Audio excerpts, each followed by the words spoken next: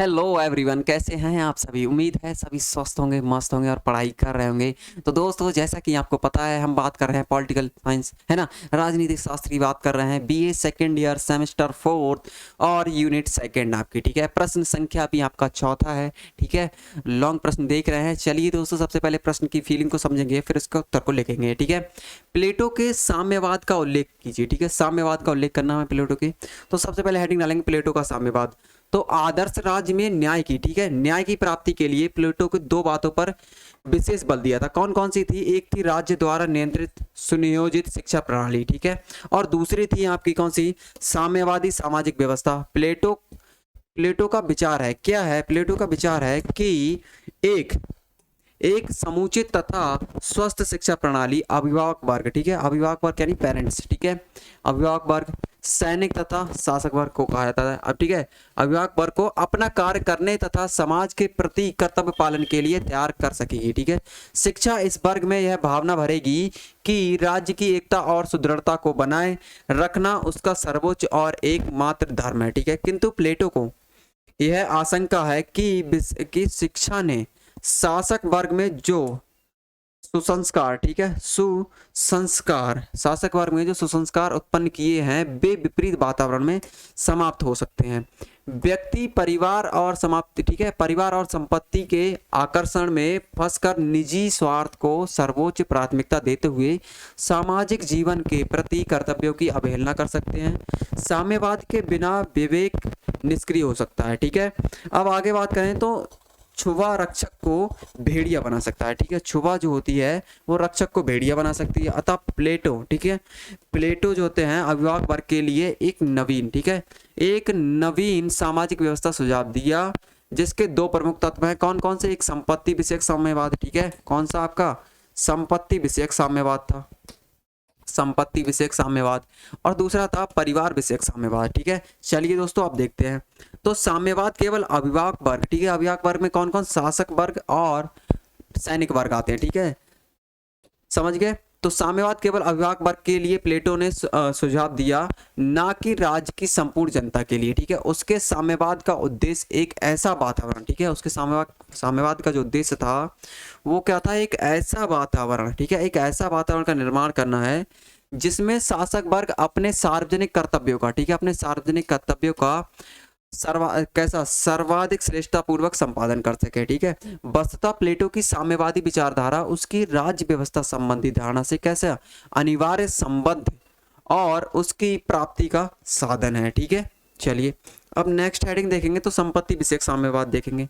संपत्ति विषयक साम्यवाद को देखेंगे तो प्लेटो अभिभावक वर्ग के लिए संपत्ति विषयक साम्यवाद का प्रतिपादन करते हुए कहता है कि पहली बात तो यह है कि उसके पास तो केवल उतनी ही संपत्ति होगी जितनी जीवन के लिए नितांत अनिवार्य है, ठीक है।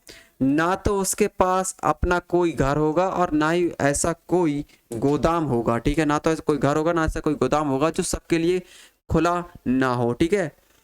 उन्हें सामान्य भोजनालयों में, ठीक है, उन्हें क्या करना होगा? सामान्य भोजनालयों में भोजन करना चाहिए, ठीक है। सामान्य जो भोजनालय हैं उनमें भोजन करना चाहिए। सिपाहियों की तरह डेरों में रहना चाहिए और केवल ये ही ऐसे नागरिक हैं जिन्हें सोना चांदी छूना तक नहीं चाहिए। इसी से उनकी मुक्ति है और ऐसा करने से वे राज्य के रक्षक बन सकेंगे। किंतु जब कभी वे अपनी भूमि, घर और धन उपार्जित कर लेंगे तब वे अपने अन्य नगरवासियों के सहायक बने रहने की अपेक्षा उनसे क्या करने लगेंगे? सहायक बनने की अपेक्षा उनसे द्वेष करने लग जाएंगे, ठीक है। उनके जीवन के सारे दिन नागरिकों से घृणा, ठीक है, उनकी लाइफ के जो पूरे फुल टाइम है वो क्या नागरिकों से घृणा करने में और उनके द्वारा घृणा किए जाने में ही कैसे होंगे? व्यतीत होने लगेंगे, ठीक है। और इस प्रकार वे अपने राष्ट्र के सर्वनाश का ही मार्ग प्रशस्त करेंगे, ठीक है। प्लेटो का साम्यवाद भोग प्लेटो जो है, प्लेटो का साम्यवाद भोग का नहीं वरन त्याग का मार्ग है, ठीक है। प्लेटो का जो मार्ग है वो कैसा है? साम्यवाद का भोग नहीं, ठीक है। क्या है? प्लेटो का साम्यवाद जो है भोग का नहीं है बल्कि किसका है? त्याग का मार्ग है, ठीक है। इस पर आपको त्याग करना होगा।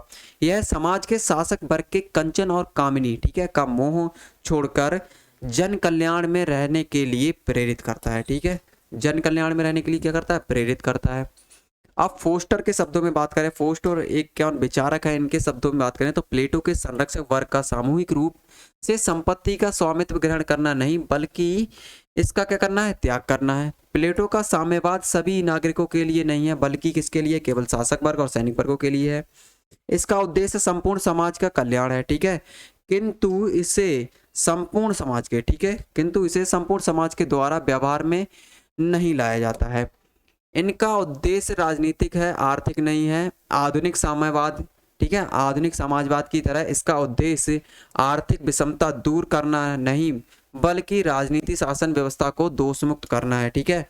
अब अगला देखेंगे तो परिवार विषयक साम्यवाद, ठीक है, परिवार विषयक साम्यवाद अभिभावक वर्ग के लिए, ठीक है, अभिभावक वर्ग के लिए निजी संपत्ति का निषेध करने के साथ साथ प्लेटो उन्हें निजी परिवार से भी वंचित कर देता है। उसका विचार है कि अभिभावक वर्ग कुशलतापूर्वक अपने कर्तव्यों का पालन कर सकें, ठीक है, इसके लिए उन्हें संपत्ति के मोह के साथ साथ परिवार और स्त्रियों के मोह से भी क्या किया, मुक्त किया जाना चाहिए, ठीक है।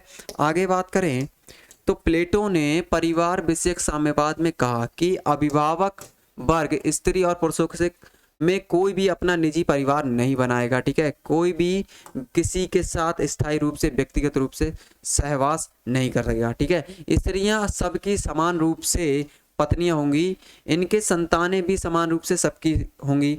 ना तो माता पिता अपनी संतान को जान सकेंगे और ना ही संतान अपने माता पिता को जान पाएंगे। प्लेटो ने अपनी योजना के पक्ष में निम्न युक्तियां दी। कौन कौन सी युक्तियां दी? एक, अभिभावक वर्ग